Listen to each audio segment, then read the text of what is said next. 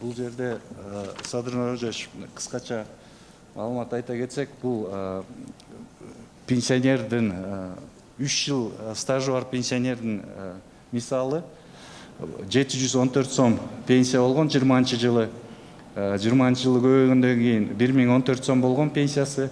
Мына 23-жылга келип мына көбөйүп келет 2284 сом болгон пенсиясы. Мына 1-июлдан баштап пенсиясы 5074 сом болот. Ал эми 1-октябрдан пенсиясы 6900 сом болот. Кийинки слайдты көрсөтүп коесуздарбы?